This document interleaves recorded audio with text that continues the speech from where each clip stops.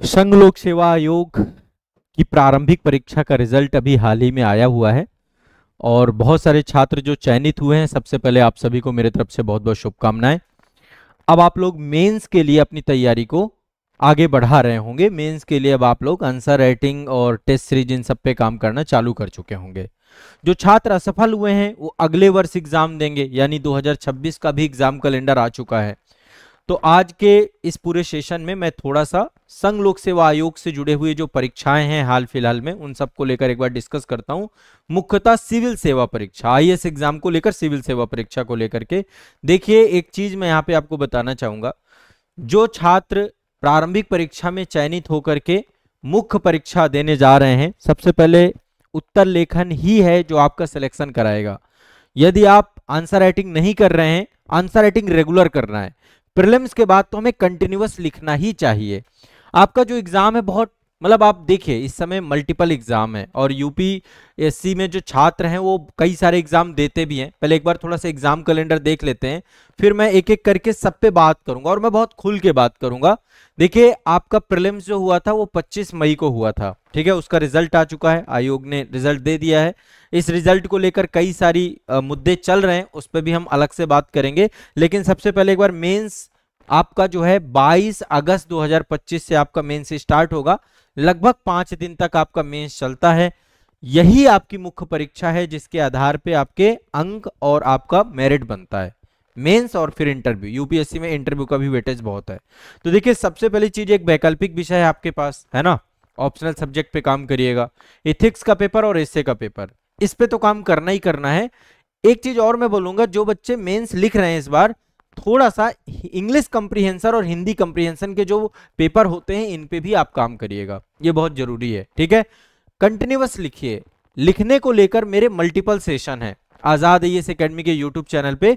बाकी मैं answer writing को लेकर अभी आपको अलग से गाइडेंस, इस पे एक हम प्रॉपर गाइडेंस प्रोग्राम लाएंगे कि आंसर राइटिंग में आपको क्या क्या ध्यान देना चाहिए, कैसे आपको लिखना है, क्या करना है। इसके लिए अलग से एक पूरा पर्टिकुलर सेशन में परीक्षा वार्ता के सत्र पे करूंगा। आप बिल्कुल भी निश्चिंत रहिए और मैं आपके साथ जो है इस पे पूरी तैयारी कराऊंगा। और एक चीज और बता दूं, यदि आपके सब्जेक्ट पूरे नहीं है, सिलेबस पूरे नहीं है, अब चूंकि इस टाइम पे यही होगा ना कि बहुत सारे सब्जेक्ट नए जुड़ जाते हैं मेंस में।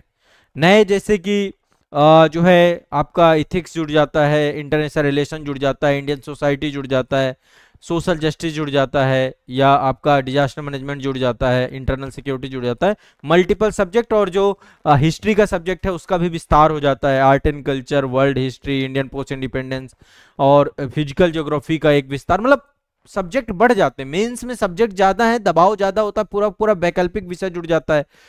ऐसे में अब आपको केवल टारगेटेड आपको आंसर राइटिंग करना है। प्रीवियस ईयर क्वेश्चन पेपर उठाइए। जो जो बच्चों का वैकल्पिक विषय है उन्हें तो उठाना ही चाहिए। वैकल्पिक विषय के प्रीवियस ईयर क्वेश्चन से बहुत बेनिफिट मिलता है। और अभी भी आयोग का क्या लेवल है, क्या इस तरह, संभवतः इस पे आपने काम कर भी रखा होगा, नो डाउट। आप यदि प्रीलिम्स क्वालिफाई कर रहे हैं, मेंस के लिए आप सिंसियर होंगे। बट इस समय जितना लिखेंगे, हाथों को जितना घिसेंगे, उतना ही आपको बेनिफिट होगा।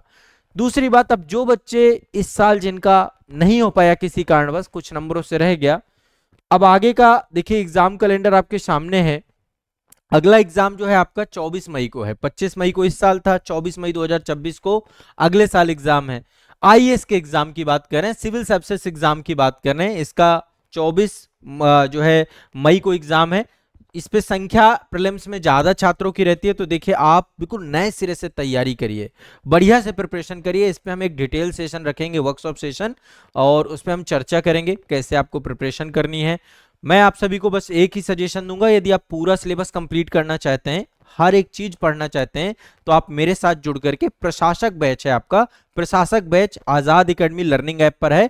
आईएएस एग्जाम के छात्रों के लिए डेडिकेटेड है। पूरा सिलेबस मैंने कंप्लीट कराया, आप उसमें जुड़कर पढ़ सकते हैं। उसमें पूरा सिलेबस मिलेगा, साथ साथ मेरे लाइव सेशन मिलेंगे। प्रीलिम्स और मेंस सब कुछ कंप्लीट है, साथ में इंटरव्यू सेशन भी है। तो एक कंप्रिहेंसिव बैच मैं चला भी रहा हूं, प्रशासक बैच करके आप उसे ज्वाइन जरूर करिएगा, ठीक है।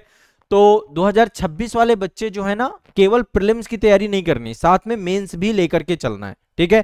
तो मेंस आपका देखिए, अब आयोग एक पूरे रूटीन में रहता है। यूपीएससी की एग्जाम डेट फिक्स होती है, कैलेंडर टाइमली होता है और वो कैलेंडर फॉलो भी होता है। बहुत कम चांसेस होते हैं कि कैलेंडर में कुछ चेंजेस हों और कैलेंडर रिवाइज्ड हो।